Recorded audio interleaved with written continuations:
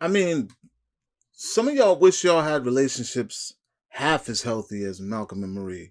Am I right? It's time to talk about it. Let's go.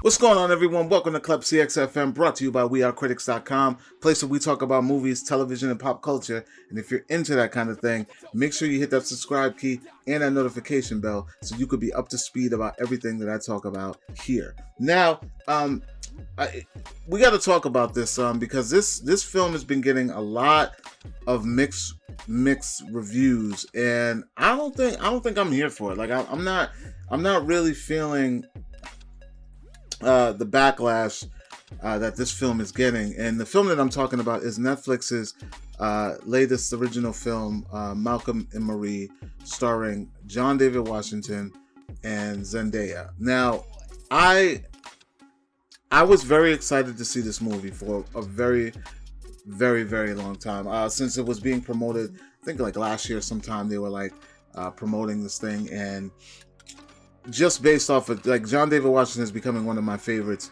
For those of you who do not know, he is the son of legendary actor Denzel Washington.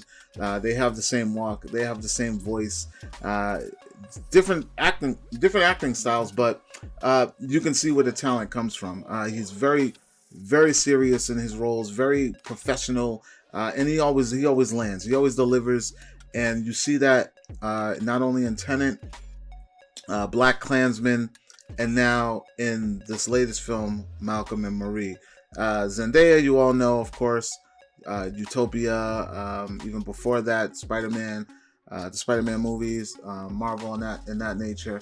So let's get right into it. This film is directed by Sam Levinson,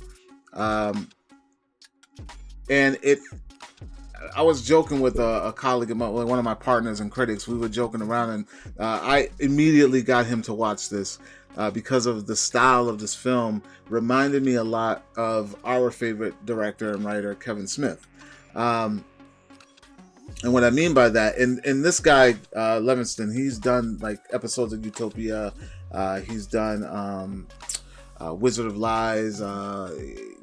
I don't think so much feature films, like a lot of more like TV stuff, but I think he delivers well in this, and I'm going to explain to you why. So like I was saying, this film, it reminded me a lot of, like, the Kevin Smith, even a little bit of like Spike Lee, She's Gotta Have It. And what I mean by that is not only just because both of those films, when I say Kevin Smith, I'm talking about Clerks, but not just because Clerks and She's Gotta Have It are both in black and white, but the fact that they're like highly driven on conversation, dialogue, and emotion. There's no action, there's no dramatic physical turns or twists, really. There isn't any other characters except the two focal points that you got to focus on throughout this whole film, which it's not that long. It seems like it's long, but it's really not that long. I believe it's probably somewhere like a little over an hour and a half or some change like that. But the film follows Washington's character, and he is a filmmaker, a writer in Hollywood. They just come from a premiere. Him and Zendaya, they come home, and you can always sense that there's like some sort of tension. Now, right off the rip, like that right there, I don't understand. This is where the disconnect is hitting me. Like, I'm not understanding where people are not really understanding or getting the vibe of this film or what it's supposed to tell you. But I don't know, anyone that's ever had that, like had a relationship, has had that one night where you go out, it appears to be a good night, but then when you get home, it's kind of like things kind of reset, and it's, I don't know, it's kind of like, not saying that anybody, like something has happened out while you're out, and one or both parties aren't very vocal about what's bothering them. This has happened. Any real relationship, this has happened. I know there are some people out there that are very vocal and have no problem saying whatever they feel. They're very blunt, very forward. I'm like that in most times, but there are always some cases where when you really care about that person, you would rather just go to bed, call it a night.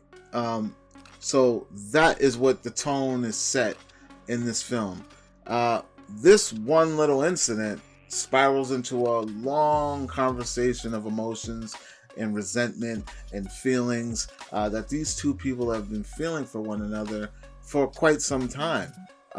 Now, I would best describe this feeling and this roller coaster as genuine love.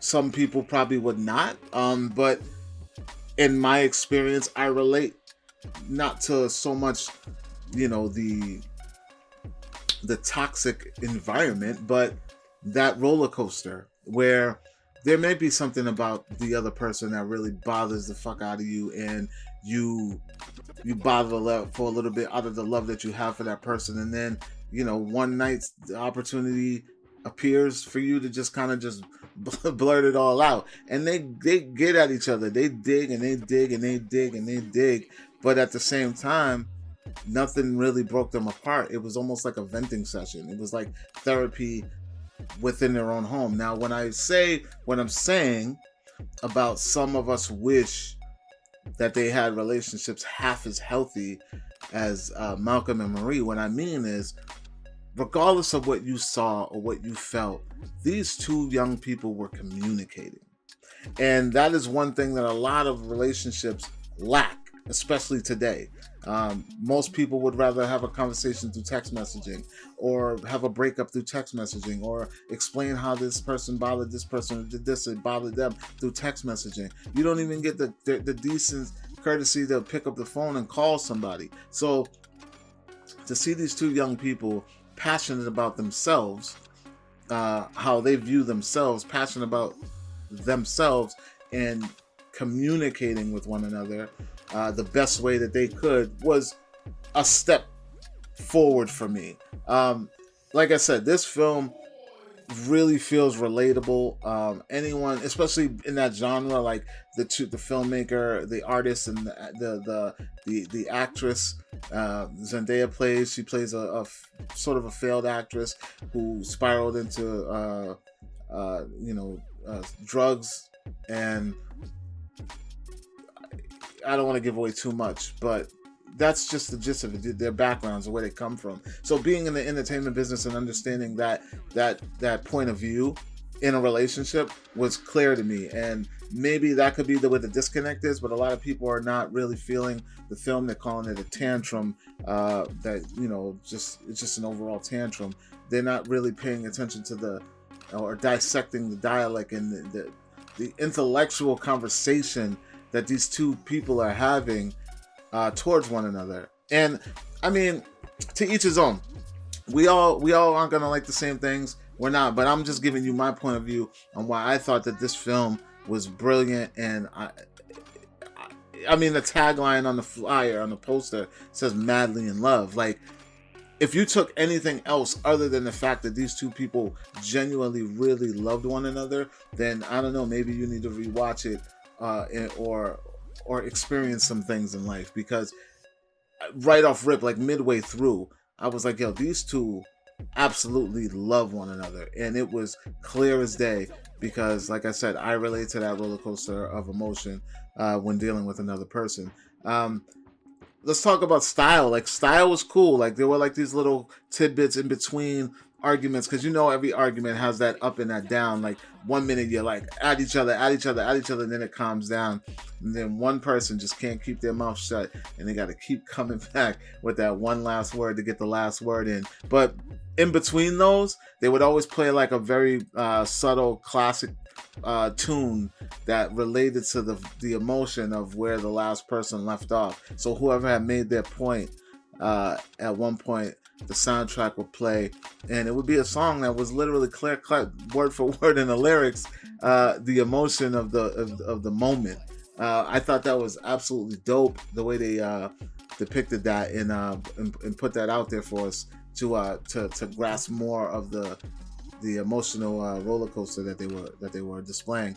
I think John David Washington does a phenomenal job remembering his lines, because there's a lot of jargon where he is just going off like blah, blah, blah, blah, blah, blah, and you're like, yo, how in the world is this man not only delivering this believably, but he is remembering every line? I mean, there had to have been some kind of improv going on. I don't know. I can't call it, but he is really flexing his muscle, and that's really all this is. Zendaya too. She is flexing her muscle. There's this one scene. It's one of my favorites, and I promise I don't want to spoil things. But there's this one scene.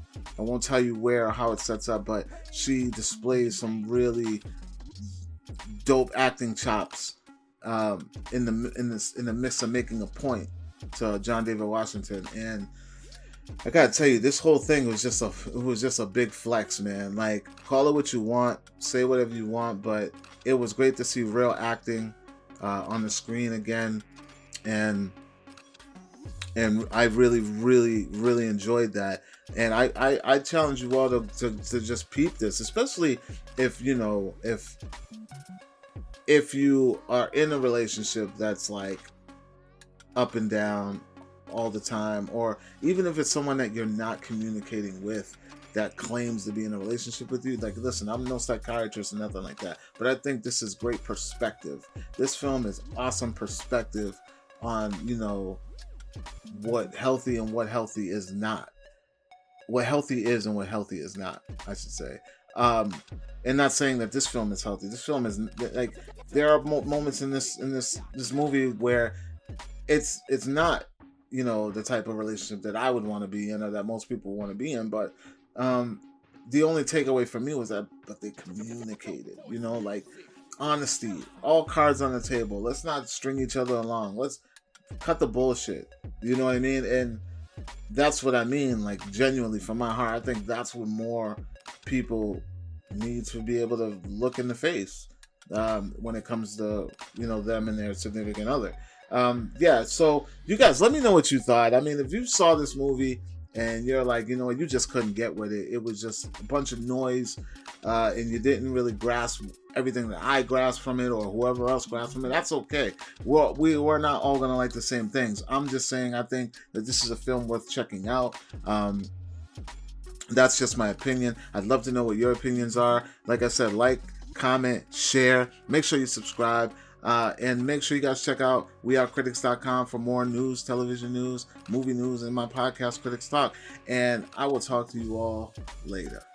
Peace.